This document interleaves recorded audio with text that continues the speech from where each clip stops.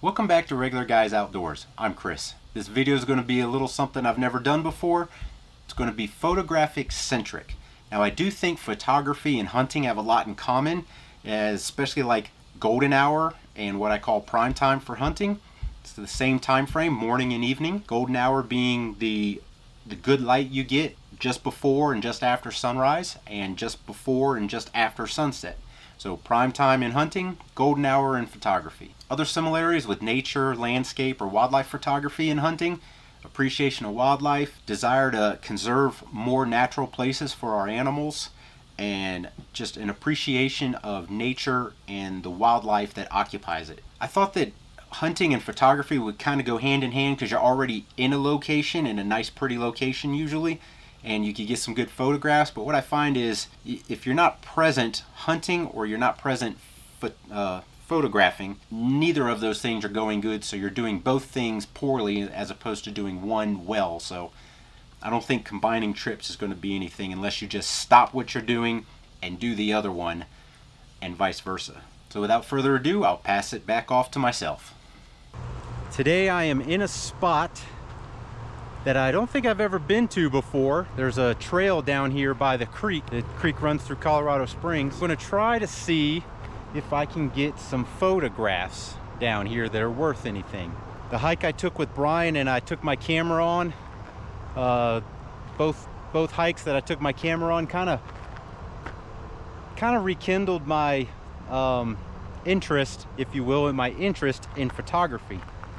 I don't have any photography chops or any kind of credentials in that area, but it's kind of an enjoyable endeavor for me, because you get a little nerdy with the gear side of it and the technical side of it, but then you also get to just be out here and check some things out and look around. So I have a understanding of what I'm supposed to be doing. It doesn't mean I know what I'm doing. Today though, today's kind of challenge or uniqueness is, today I am going out with a $500 full frame setup. I have a Canon 6D. I have a 28 to 135 lens, a filter on it, just a UV filter, and the SD card. All those things cost under 500 bucks. I am out here. We're going to see what I can come up with. There's a creek down here. There should be, you know, something worth taking a photograph of. And right now I'm seeing some sunflowers and whatnot. And I mean, it's pretty down here, but I don't know.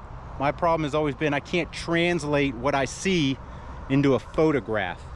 What I will do is I'll take some photos and hopefully I can come up with 3, 4, 5 photos. And then what I'll do is I'll say why I took them. I'll put the little stats of f-stop and everything down there of how I took it, and then kind of what I was thinking when I took it. And if you are a photographer and you get good photos, please critique me, and I guess I'll number the ones that I put up for critiquing, so that the number the photographs for critiquing, so that when you leave a comment, then we'll know which one you're talking about. Yeah, I guess I'll start looking for something interesting down here. So it looks like at some point we'll have some intermittent sunlight to deal with, so we'll have mixed lighting conditions. Kind of now it's just kind of overcast right now, cloudy, but that sun is definitely going to pop out from time to time, and it's a bit windy. So I thought I was going to maybe use the HDR function on the camera, but it's too windy to take 3 exposures or whatever in camera, because I can't stack them in. I don't have any photo editing software, and I don't know how to use it anyway, so I don't have any of that to do it in post, as they say. I was just going to try to get some HDR in camera, but it's too windy for that, because I was trying to get the sunflower and then maybe get a, you know, the high contrast sky with the darker backdrop and try to blend them together, but I don't think that's going to work. Going to have to probably go with a high shutter to freeze the motion on the camera, or freeze the motion on the sunflower and call that good.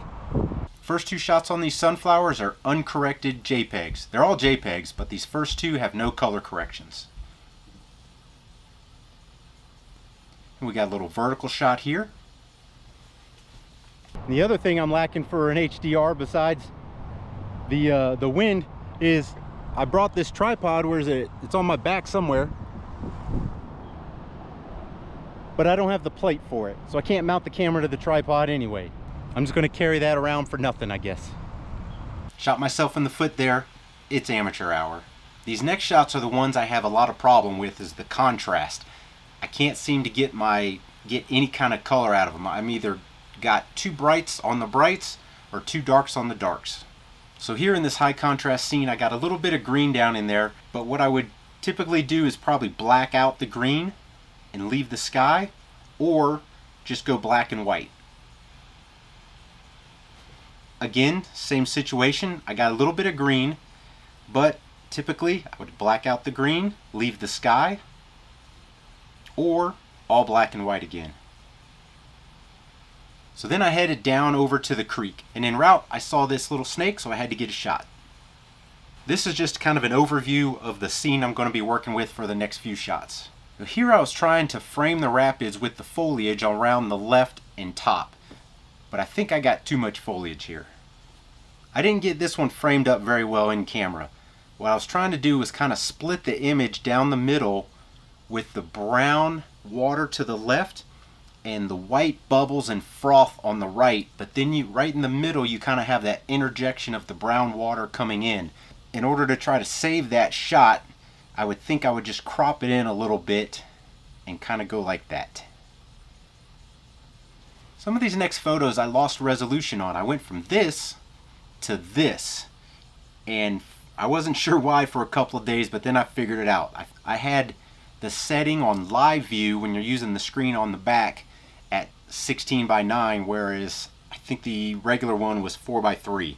So my aspect ratio was wrong when using the rear screen versus the viewfinder. So then I was going to try to smooth out the rapids a little bit. So what I ended up doing was putting the camera on a rock and getting the shutter speed as slow as possible, which only ended up being 1/8 of a second.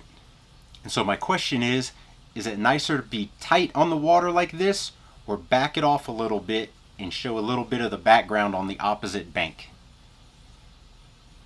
This image right here is another one straight out of camera, no color corrections or anything. I was trying to take you down the sidewalk, across the bridge, and into that big white fluffy cloud on the top right. So this shot on the bridge, we really lost any sunlight right here, but my composition's off a little bit. The camera's a little crooked, but I think if you corrected it like this a little bit, it would come out pretty good. A little later, I had this little squirrel buddy give me a nice portrait. Now this shot I wish I would have seen in time, because I could have potentially tried to expose for the trees and get that plane right in the middle of this window. And this is me trying to bring back some of the green. Here's a square crop on the cottonwood tree bark. So then I cranked up the contrast real nasty and then tried to soften it up a little bit. So I enjoyed going out with my new to me Canon 6D. I haven't gone out with a camera for a long time now, several years.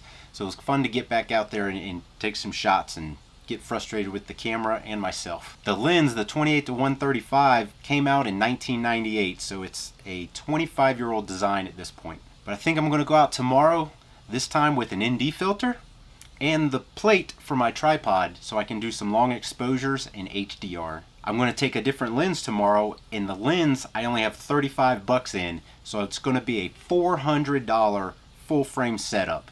So I hope you liked this video. If you did, give us that thumbs up, hit the subscribe button down there, and as always, thanks for watching.